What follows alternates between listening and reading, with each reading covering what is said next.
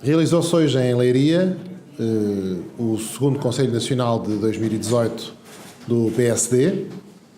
Foi realizado em Leiria no seguimento desta orientação que tem sido seguida de realizar Conselhos Nacionais descentralizadamente, fora de Lisboa, em cidades que não estavam habituadas a recebê-los. O Conselho Nacional teve uma agenda relativamente extensa, que incluiu primeiro a ratificação das contas do partido do ano de 2017, contas que foram aprovadas por unanimidade, depois de dadas todas as explicações aos seus conselheiros. Depois também incluiu a aprovação de alterações a dois regulamentos, um regulamento de admissão de militantes e um regulamento de disciplina, e houve um ponto relativo também à prorrogação do mandato que tinha sido conferido no Conselho sobre um processo de alteração estatutária. E, por último, o ponto mais substancial, como sempre, foi o ponto da análise da decisão política, que contou com uma intervenção inicial do Presidente da Comissão Política Nacional, Dr. Rui Rio, seguindo-se um debate com várias intervenções, houve cerca de 10 intervenções, nas quais os conselheiros expressaram os seus pontos de vista sobre a situação política atual, sobre a atuação do partido.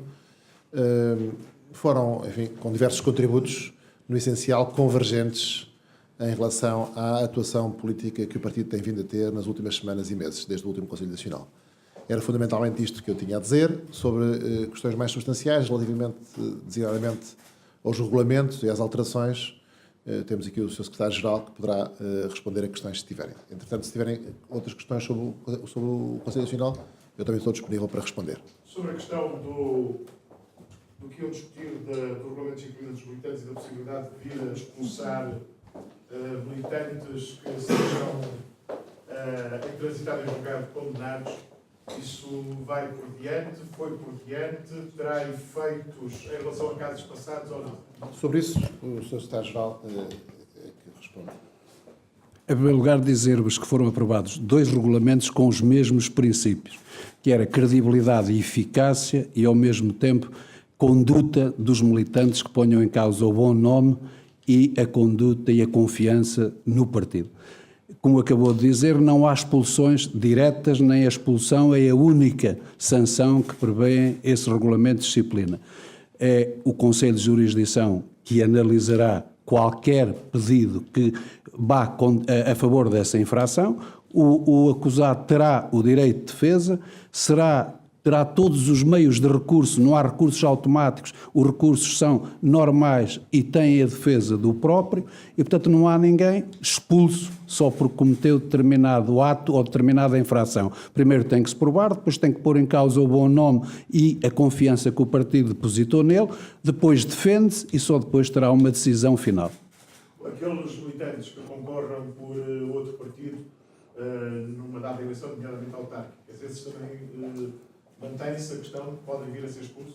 Todas as infrações se mantêm e nós acrescentamos mais uma que foi aquela que referiu. Portanto, todos os que eram expulsos no anterior regulamento de disciplina continuam a ser expulsos neste regulamento de disciplina, sempre com as garantias adequadas a que o militante se possa defender e que possa provar os seus atos.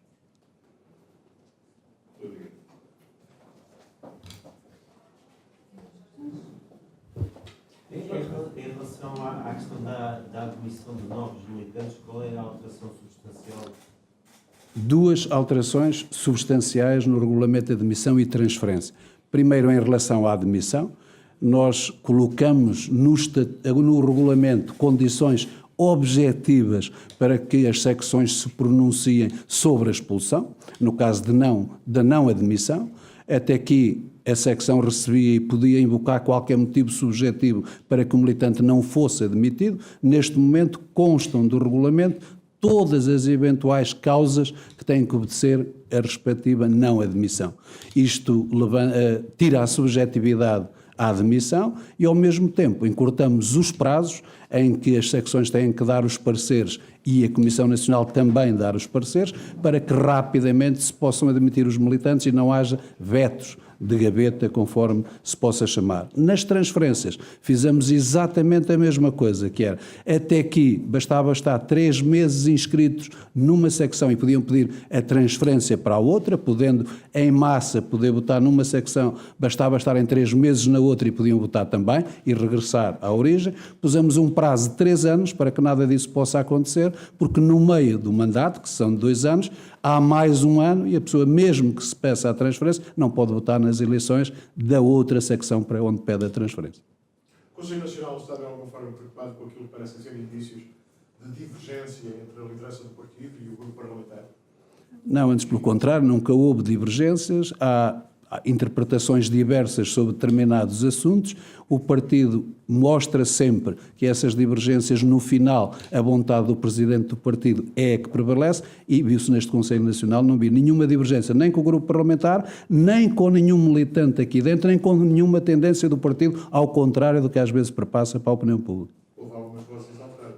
Não, antes pelo contrário, hoje foi tudo muito calmo, sossegado, que não é normal num Conselho Nacional que tenha regulamentos para aprovar.